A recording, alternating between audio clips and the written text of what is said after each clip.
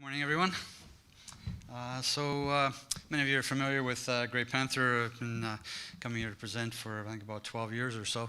An interesting update. It's been a very exciting year. The way metal prices have increased and improved operations and so on. I'll just move forward to give you a bit of an update. Standard disclaimer, please do your homework.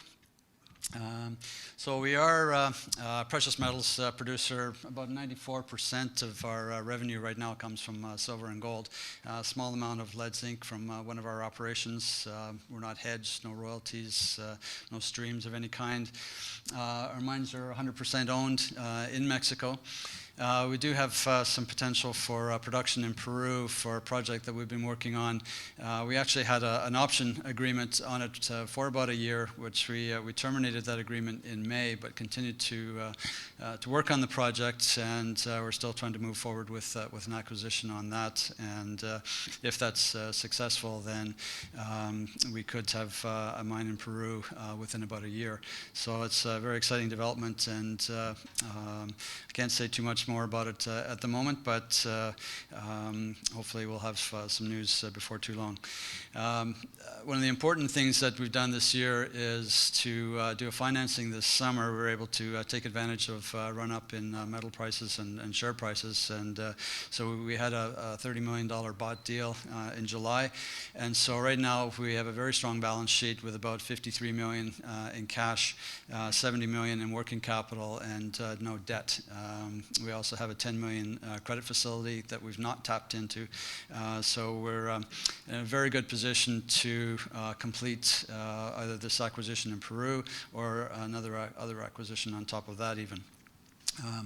We've demonstrated that we can get our costs down through a disciplined approach to our existing operations, and really driven our costs well down, such that even last year we were generating a small amount of positive cash flow, and now every dollar that metal prices goes up goes pretty much straight to the bottom line. So lots of growth potential, and I'll just run through a few points on that. Just on the cost perspective, you can see here on a quarterly basis how we've managed to drive our costs down. On a cash cost basis, very low, and a big part of that, to be honest, is due to foreign exchange rates, stronger dollar, weaker peso, and I have a chart on that to demonstrate how that's benefited the company. On the left, you can see the operating costs and how they're very low. On the right is the sustaining cost. The main difference between those is just mine development, drilling, expenditures on capital projects, and the reason for the rise in Q3 on the sustaining costs is the expansion of a tailings facility at our smaller mine at TOPIA in Durango, where we're expanding the tailings facility in order to give us another 5 to 7 years mine life there, and that's a project that started in Q3, will continue through Q4 and Q1. So we'll see the sustaining costs a little bit higher through that period while we complete that project. But going beyond that, we should get back down to normal sustaining costs at TOPIA. Again, in terms of revenues and operating earnings, with the higher metal prices, that's benefited both of those, and that in itself generating good profit margins for us. This is just a look back to full year 2015, a little bit of a snapshot, just to indicate that even at that time, with the average silver price just a little over $15 for all of last year, you can see our projects on the right, how we were able to keep our costs below the spot price, and so still generating some positive cash flow. So compared to some of our peers, the operations have done really well. And of course, this year with higher metal prices, we benefited from that quite a bit. As far as the financial summary, I'm not going to run through all these numbers. You can see some of the trends quarter over quarter, and revenues increasing, earnings increasing. One of the things that I would like to point out is just on the third line, the net income line.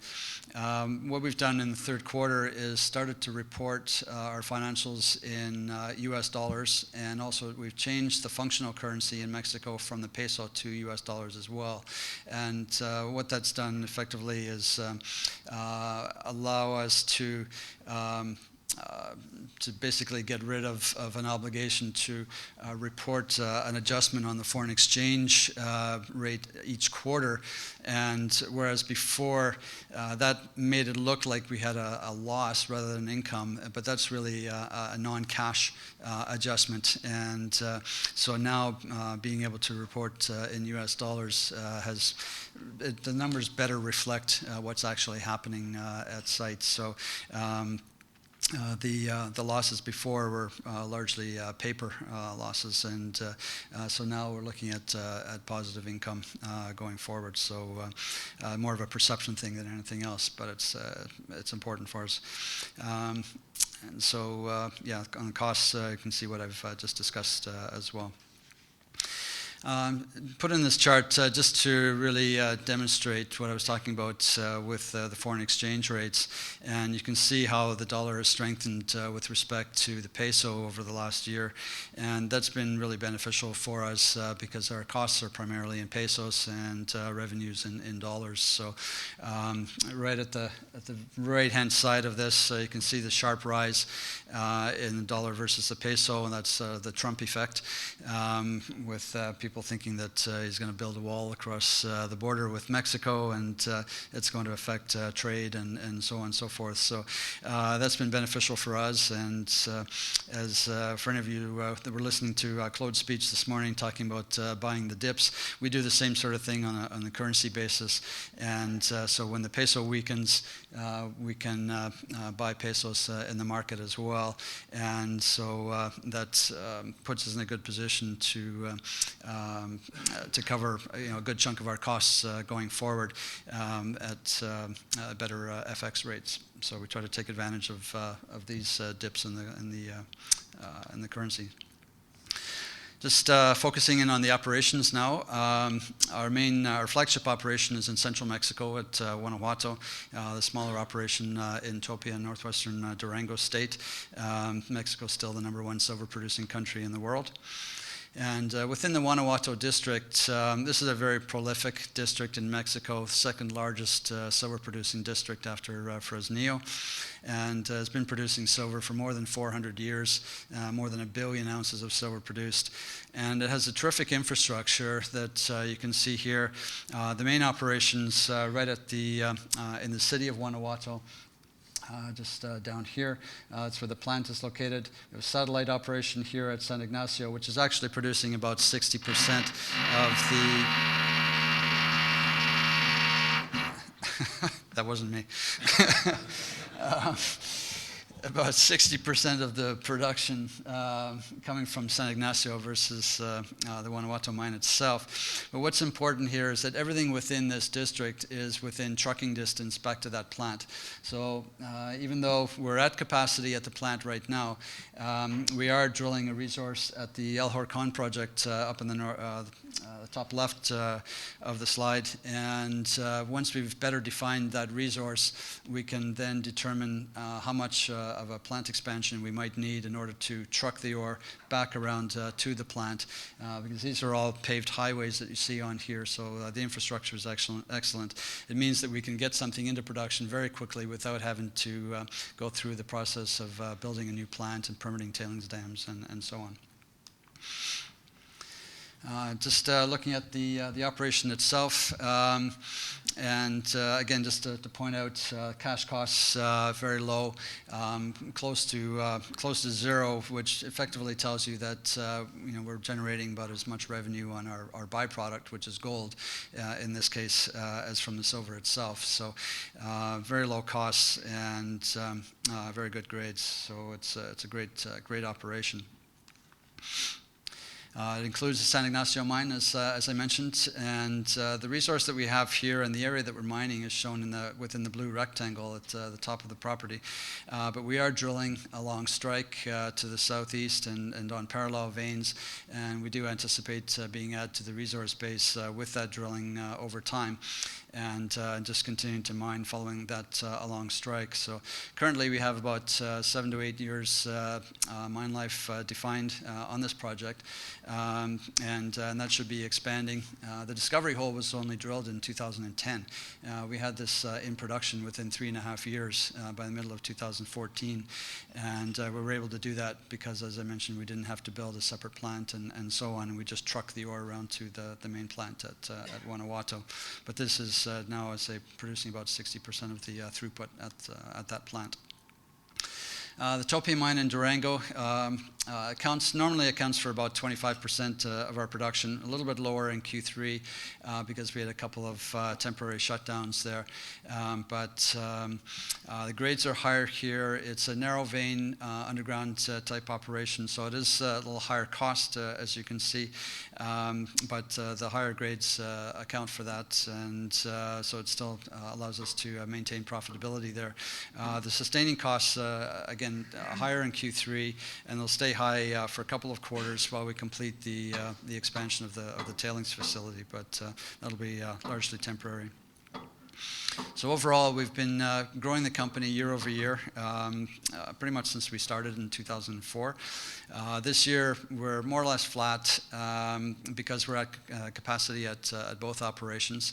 And so we're either looking at expanding the existing operations or expanding production through an acquisition. So that's what we're very focused on that at the moment. Right now, we're tracking to about 4 million ounces, so at the lower end of guidance. And I should just caution that with the expansion of the tailings facility at TOPIA, there is the potential for that to cause a bit of a disruption in the production there.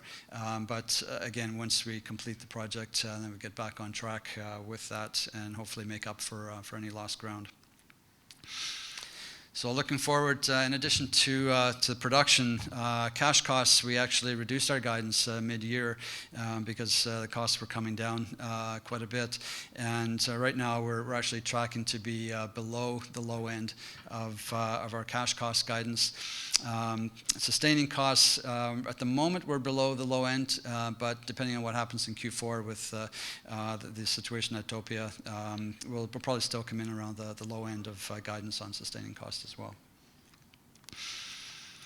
In terms of capital structure, with the financing, we've got 166 million shares out right now.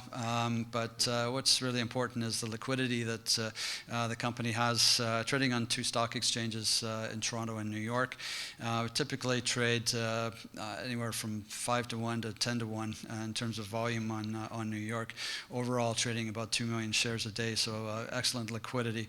And as I mentioned, with the cash position, or with the financing rather, that we did this summer, we have a very strong cash position. So I thought I'd stick a slide in here because it's been such an interesting year for metal prices and share prices, just to kind of walk you through a little bit about what we think has happened with our share price in particular, and why we've seen the kind of volatility that we've had. So a year ago, everybody was complaining about the low share prices. Everything was oversold. We'd gone through a long period of consolidation, and then in January, gold and silver prices started to rise. We thought, great, finally, it's been a long 5 years, a lot of people smiling. And then they continued to build. We thought, great, this is going to continue. A lot of new retail shareholders coming in, built up a lot of momentum. Stock prices are going up even higher. And then in the U.S., they have this phenomenon we call pump and dump artists. These guys that like to promote stocks. They buy in at a low level, promote them, and then sell them off at the top. So that's basically what was happening at the peak here. They were driving the share price up, and then at the peak of that, around April 30th, the flip side of that coin is the short sellers who do the exact opposite, and they short the stock and then come out with a report that basically tells people not to buy the stock, and so that pushes the share price back down. They cover their short position, they make a lot of money. And so, you see these kinds of sharp peaks. That's pretty much what's going on at that time. So it really has nothing to do with the company, nothing to do with fundamentals. It's really just a form of market manipulation. So after that, went through another little period of consolidation, and then silver price rose back up to a little over $20. Share price came back up. We were able to finance right at the peak there, and so it was a very good price for us. Put $30 million in the till, and share price, the silver price came back down after that, and so we're sitting now a little under $17, and so the stock price is pretty much consolidated at these levels now. So just waiting for the next run up and in silver prices, because what we see is that we have tremendous leverage to the silver price. This is a 10-year chart, and you can see what happened in the last run up in 2011, how well the share price responded to the rise in silver price at that time. And then even just this year, as I mentioned, as soon as the silver price started to come back up again, stock price performed really well. So we have tremendous leverage to the silver price, and we foresee that continuing into the future. So in summary, we think one reason you should be looking at, or several reasons you should be looking at Great Panther. We are a low-cost producer, excellent leverage to the silver price. We've demonstrated that we can successfully grow our production while keeping our costs down. We have a very strong balance sheet at the moment with no debt, and using that to look for acquisitions. And if we're successful with that, whether it's the one we're working on right now or something else or both, we should see a fairly significant re-rating in the stock at that time. And always easy to trade, especially in New York, because of our great liquidity. So with that, I'll wrap up, and back to you, Eric. Okay, well, thank you very much, Robert.